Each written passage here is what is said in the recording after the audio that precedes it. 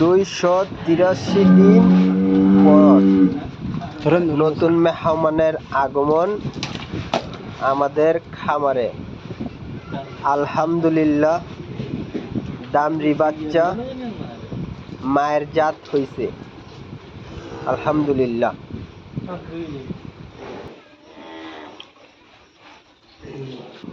মা এবং বাচ্চা দুটোটাই সুস্থ আছে। আলহামদুলিল্লাহ। ইনশাল্লাহ বাংলাদেশে একদিন একটা বড় খামারি হতে চাই। ইনশাল্লাহ পরিশ্রম করে যাব।